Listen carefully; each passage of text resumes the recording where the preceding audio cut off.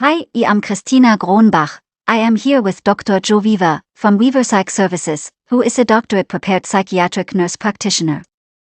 Nurse practitioners are recognized as independent healthcare providers in many countries, including the United States, Canada, the United Kingdom, Australia, and New Zealand, among others.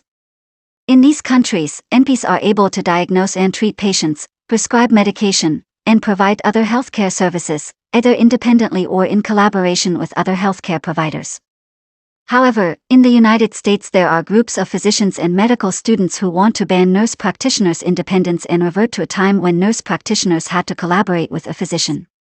Nurse practitioners are recognized as independent healthcare providers in many countries, including the United States, Canada, the United Kingdom, Australia, and New Zealand, among others. In these countries, NPs are able to diagnose and treat patients, prescribe medication, and provide other healthcare services, either independently or in collaboration with other healthcare providers. Their main logic and reasoning from physicians stems with their belief that nurse practitioners are not as qualified as physicians to diagnose and treat medical and mental health conditions and can compromise the quality of care for patients. Many medical students, residents, and physicians in the United States have formed groups online to share their hate online. It has become scary for many nurse practitioners. As the number of NPs have gradually increased, and they now play a substantial and accepted role in American healthcare, many fight to keep nurse practitioner in their place. If we just look at the field of psychiatry, it is estimated that approximately 1 in 5 adults in the United States, or about 44 million people, experiences a mental illness in any given year. The availability of psychiatrists and other mental health professionals to treat these individuals have worsened over the years. What are your thoughts about this? So, collaborative care, where physicians are not having this God complex where I can do it all, I am all wise and I am the man. Yes, that's how you're taught in medical school. You're totally independent, and if you make a mistake, they can die. Well, we see mistakes. I see them as an NP. I see them in the outpatient practice when I get to know what was he thinking.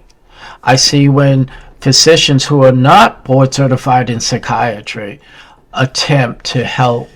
So I understand the frustration where they say that, the NPs, they don't have the training, they don't have the experience, and, that's a state's decision.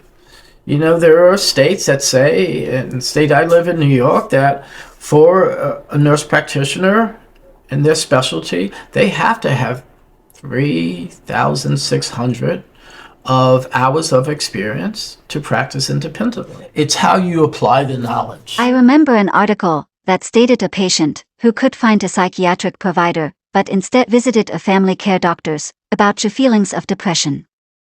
The doctor prescribed her Lamictal.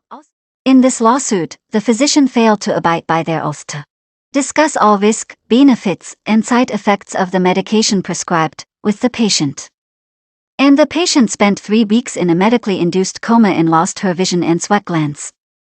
The sad thing is, just a few years later, another physician, who I guess didn't read the news about this case, made the same mistake, not telling the patient about the side effects and prescribing a medication that he really didn't know much about.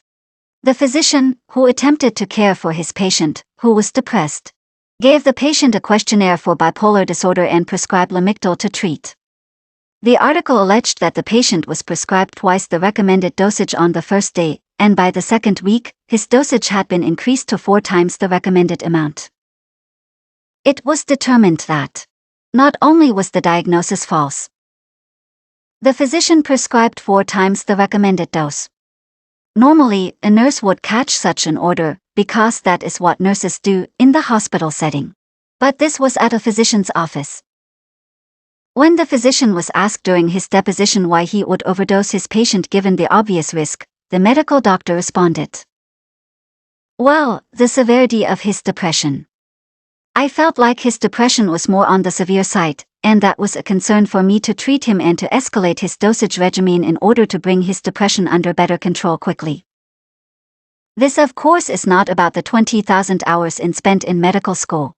It is about the physician's ignorance, which all the schooling in the world and clinical hours can't help some.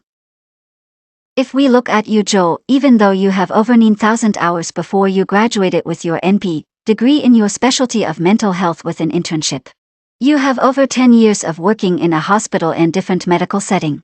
Your role as a nurse is always patient safety and not administering a medication before checking lab values on medication that requires it and ensuring the dose is correct. You must have caught a lot of potentially dangerous orders from physicians and as well as physician assistants and even nurse practitioners in your day that you prevented as a nurse. In my perspective, attempting to prove that nurse practitioners consult out too much. As I wish that the two physicians would have consulted a board-certified nurse practitioner in psychiatric mental health or a psychiatrist before overdosing the patient. Or saying physicians provide better outcomes than nurse practitioners by some meta-analysis, controlled study or retrospective reviews of the literature is not possible, being there are too many variables. I have also read and spoke to many physicians who are also upset about nurse practitioner using the title doctor. They feel doctors should only be used in the clinical setting for physicians. They claim that it confuses patients. What are your thoughts about nurse practitioners using the title doctor in the clinical setting? And there are some states where to use the term it is permitted, but you have to introduce yourself. And that makes sense. I mean, if you're in a clinical setting and you're a podiatrist and you go in the hospital and you're meeting a patient because medicine consulted podiatry to check out their extremities, you should go in and say, "Hi, I'm Dr. Jones. I'm a podiatrist and I'm here to assess you." Now, the podiatrist may examine the patient's heart, may even talk about their sugar intake and nutrition, because we see patients as a whole no matter what specialty you're in. But you just don't go in and say you're Dr. Jones and not introduce yourself of what type of doctor you are. I have seen pharmacists go into the room. "Hi, my name is Dr. Williams. I'm a pharmacist and I just want to review your meds." Now, would the patient get confused? Maybe this is a pharmacist is a medical doctor, as long as you say the title. Why would that be different? Whether a psychologist, we have psychologists that do assess some of our patients and do therapy while in the hospital. "Hi, my name is Dr. Jones and I'm a psychologist, and how you doing today?" The same thing as a psychiatric nurse practitioner who did their work, did their doctoral thesis. "Hi, I'm Dr. Weaver. I'm Dr. Joe Weaver. I am a psychiatric nurse practitioner. I was consulted because I heard you're feeling a little bit down." It's nurse, doc. I mean, people know the difference between medical doctor and nurse. So some states do require that you have to present yourself and your title, and realize that NP is not appropriate. "Hi, I'm a psych NP." No, because that could be confusing. Nurse has to be in there because I would like everyone to introduce ourselves. And most hospitals, clinical settings do have those policies where you say your name and you say your title. I did my share and I have my hours of care, and it was difficult, so I deserve the respect of using that because I earned it. And so yes, I don't have a problem with using doctor for people who don't have a medical degree or who are not physicians. Doctors do not own that title. They own the title of physician.